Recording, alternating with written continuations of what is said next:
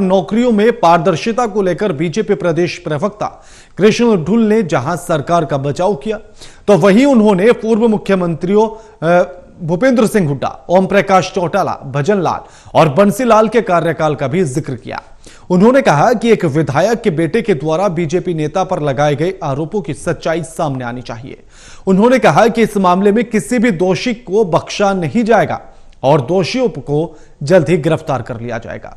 पूरा मामला क्या कुछ है, इस बारे में हमारे संवाददाता अनिल कुमार ने बीजेपी प्रदेश प्रवक्ता कृष्ण ढुल से खास बातचीत की है, आपको दिखाते हैं। कांग्रेस खट्टर सरकार पर भ्रष्टाचार के आरोप लगा रही है। क्या कारण है कि विपक्ष लगातार खट्टर सरकार पर भ्रष्टाचार के आरोप लगा रहा है? इस समय मेरे साथ हैं भाजपा प्रदेश प्रवक्ता कृष्ण ढुल। इनसे जानते हैं कि क्यों सरकार पर भ्रष्टाचार के आरोप लग रहे हैं। देखिएगा बाजी, जहाँ तक मैं समझता हूँ भारतीय जनता पार्टी की मनोहर जो सरकार है उसका दूसरा कार्यकाल आने की सबसे बड़ी प्रमुख वजह जो थी वो यही थी कि नौकरियों में पारदर्शिता। हमारा आज करीब हमने 90,000 के आसपास नौकरियां दी हैं हरियाणा स्टेट में, चाहे वो HPSC के थ्रू हो या स्टाफ सिलेक्शन कमीशन के थ्रू हो।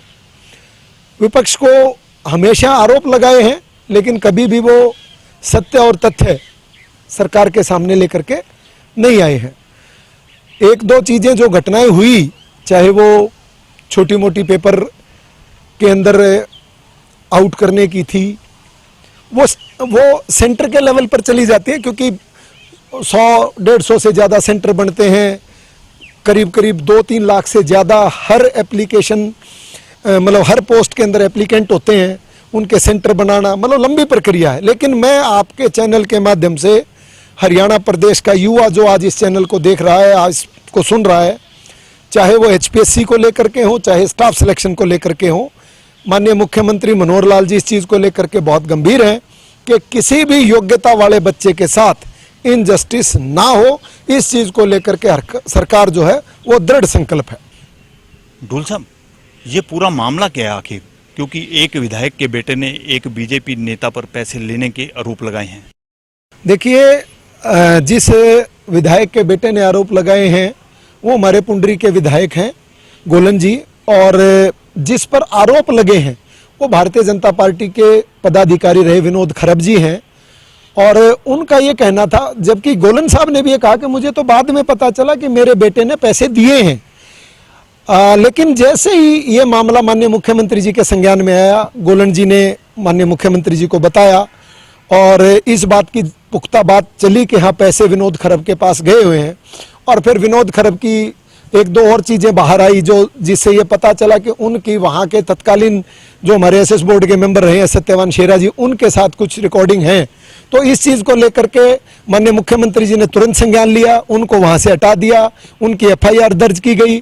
और उनके इस जांच में मैं आपको ये कहना चाहता हूँ कि कोई भी आरोपी है, चाहे मैं हूँ, चाहे सत्यवान जी हैं, चाहे खरब साहब हैं, चाहे गोलन जी झूठ बोल रहे हैं, उनका बेटा झूठ, जो भी कोई है, लेकिन मैं आपको ये कह रहा हूँ कि सच सामने आएगा और जो लोग जिन्होंने गलती की है, जो दोषी हैं, उनको बख्शा नहीं जाएगा। दूध का दूध और पानी का पानी बहुत जल्दी सामने होगा और जो दोषी हैं उनको बहुत जल्दी गिरफ्तार कर लिया जाएगा। ढुल साहब, जिस तरह आप कह रहे हो कि सरकार पूरी तरह से पारदर्शिता है, तो एक विधायक के बेटे ने भाजपा नेता पर क्यों पैसे लेने के आरोप लगाए हैं? क्या कारण है?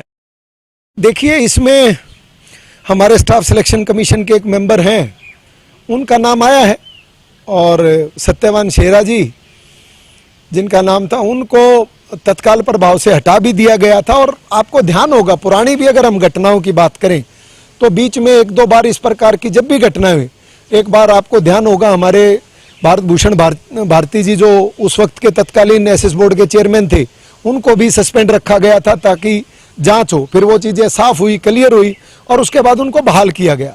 HPSC वाली घटना है, चाहे हमारी सरकार थी, हमें लगता था कि किसी भी रूप में इसमें सरकार की बदनामी हो सकती है, परंतु मनोहर जी इस चीज़ को लेकर के नहीं डरे। उन्होंने कहा नहीं, जो चीज़ सच है वो जनता के सामने आना चाहिए। हमने अधिकारी को रेड हैंडेड पकड़वाया, सरकार हमारी थी, अधिकारी हमारा था। अगर हम चाहते, मैं तो ये कहता हूँ कि विपक्ष तथ्यों सहित आए, वो ये बताए कि हरियाणा बनने के बाद जितने अच्छे ऑफिसर बने हैं, या जो अच्छी फर्स्ट क्लास की ए और बी कैटेगरी की नौकरियां लगी, क्या उनमें से विपक्ष एक भी नाम हमारे सम्मानित विधायकों का, 40 इस बार हैं, 47 पिछली बार थे, 10 सांसद आज हैं, 9 सांसद पिछली बार थे, 22 हमारे जिला अध्यक्ष हैं, 70 से 80 जैसे मेरे जैसे चेयरमैन रहे हैं, क्या किसी का भी एक परिवार का सदस्य नौकरियों में बैकडोर एंट्री से आया? आज तक सत्यापित करें ना। और मैं अगर पुराने समय की भर्तियों की बात करूंगा तो मैं बाकायदा नाम तक उल्लेख करूंगा, और उनकी अगर रिश्तेदारियां निकालूंगा तो क्या उनके ही बच्चे मेरिट में आने वाले थे? हमने तो ये कहा, इससे बड़ी पारदर्शिता की मिसाल और क्या हो सकती है कि हमारे मुख्यमंत्री के पीए रहे राजेश गोयल जी, उन्होंने 2 बार टेस्ट क्लियर किया, लेकिन दोनों बार उनका सिलेक्शन इसलिए नहीं हो पाया क्योंकि उनके नंबर कम थे और वो मेरिट में नहीं आए। इससे बड़ी पारदर्शिता की हम क्या और क्या सबूत देंगे? ढुल साहब, मुख्यमंत्री मनोहर लाल खट्टर जो है जीरो टॉलरेंस की हर समय बात करते हैं और प्रयास भी करते हैं कि सिस्टम में सुधार हो, और इतना हाई प्रोफाइल मामला सामने आया है और एफआईआर दर्ज हो गई है, लेकिन अभी तक भाजपा नेता को गिरफ्तार क्यों नहीं किया गया? सरकार क्यों मौन है? नहीं, सरकार मौन नहीं है। अगर सरकार मौन होती तो मुझे भी आप ये मानिए कि मेरी आवाज सरकार की पार्टी की आवाज है। मैं कह रहा हूं, सच सामने आना चाहिए। कोई भी दोषी हो उसको ना बख्शेंगे ना बख्शा गया है, पुराना हो नया हो, एफआईआर दर्ज कर दी गई है, अब कानून का काम है। अब हाँ, अगर कोई व्यक्ति ये आरोप लगाता है कि सरकार उसकी मदद कर रही है तो वो तथ्य दे, लेकिन जांच प्रक्रिया का एक समय सीमा है। उस समय सीमा के अंदर एविडेंस आएंगे, जांच होगी, और मैं आपको दावे के साथ कह सकता हूं कि जिस प्रकार माननीय मुख्यमंत्री जी जीरो टॉलरेंस की बात करते हैं, वो बात करते नहीं है, उन्होंने सत्यापित किया है। 8 साल के दरमियान क्या कोई भी व्यक्ति उनके परिवार का, उनकी जानकारी में, उनकी रिश्तेदारी में आज तक 8 साल में कोई ऐसा बंदा मिला है जिसने ये कहा हो कि मैं मुख्यमंत्री जी का भाई हूं, भतीजा हूं, बहन हूं, परिवार का सदस्य हूं, आप मुझे पैसे दो, मैं नौकरी लगवाऊंगा, मैं बदले करवाऊंगा, मैं आपकी सरकार में ठेके दिलवाने में मदद करूंगा? आज तक नहीं हुआ। भूपेंद्र सिंह हुड्डा के समय की कार्यकाल की बात करोगे तो कितनी सारे दुकानें थी, मैं नाम गिनवाने लगूंगा तो लिस्ट छोटी पड़ जाएगी। ओम प्रकाश चौटाला जी के समय की सरकारें थी, भजनलाल जी के समय की सरकारें थी, इवन बंसीलाल जी के समय की सरकारें थी। लोग, उनके परिवार के लोग ही सबसे पहले राजनीति करते थे, पैसे का लेन देन करते थे। आज मैं ये कह सकता हूं, हरियाणा सरकार में मनोहर लाल खट्टर जी के इवन खट्टर सरनेम वाला व्यक्ति भी, कोई भी अगर आपको पूरे हरियाणा में ऐसा मिल जाए जो ये बता दे कि मैं उनका भाई भतीजा हूं और मैं सरकार में काम करवाने में आपकी मदद कर सकता हूं, इससे बड़ी और जीरो टॉलरेंस की पावर माननीय मनोहर जी क्या देंगे? जिस आदमी ने अपने घर से भ्रष्टाचार बंद कर दिया हो, प्रदेश में वो भ्रष्टाचार कैसे बर्दाश्त करेगा? तो मैं ये कह सकता हूं, आपका जो चैनल देख रहे युवा हैं, कि बच्चों पढ़ाई में मन लगाओ, निष्पक्षता के साथ योग्यता के आधार पर हरियाणा प्रदेश का हर युवा जिसके अंदर योग्यता है वो हरियाणा स्टाफ सिलेक्शन में भी, एचपीएससी में भी, इनमें सिलेक्ट होगा ही होगा। ये मैं उनको आश्वासन आपके चैनल के माध्यम से दे सकता हूं। ढुल साहब, जिस तरह मुख्यमंत्री लगातार पर्ची खर्ची सिस्टम बंद करने का दावा करते हैं और प्रयास भी कर रहे हैं कि खर्ची पर्ची बंद हो, और फिर ऐसा हाई प्रोफाइल मामला उजागर हो गया है, विधायक के बेटे ने पैसे देने के आरोप लगाए हैं और भाजपा के नेता पर पैसे लेने के आरोप लगे हैं और मामला भी दर्ज हो गया है, तो अभी तक कार्रवाई क्यों नहीं हो रही? अभी तक गिरफ्तारी क्यों नहीं हुई? इतनी देर हो गई है मामला दर्ज होने के बाद, कहाँ कमी रह गई है? कमी कहीं नहीं है। सत्यवान शेरा जी को हटाने के उपरांत जब बातचीत हुई है तो उनकी तरफ से एक बयान भी आया है और उन्होंने ये कहा है कि ये मेरी आवाज़ नहीं है, इस वीडियो में किसी और की आवाज़ है, इस ऑडियो में किसी और की आवाज़ है।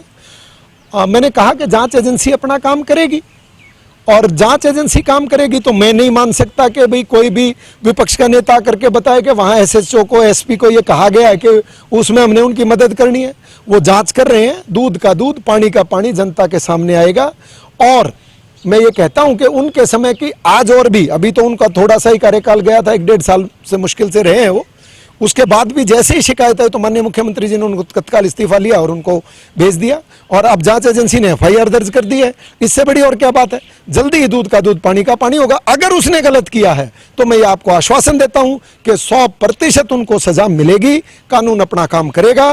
भारतीय जनता पार्टी की इस मनोहर सरकार में कोई भी व्यक्ति जो सरकार के नियमों को तोड़ेगा, जो भ्रष्टाचार में लिप्त होगा, उसको हरियाणा की मनोहर सरकार किसी भी कीमत पर बख्शने वाली नहीं है।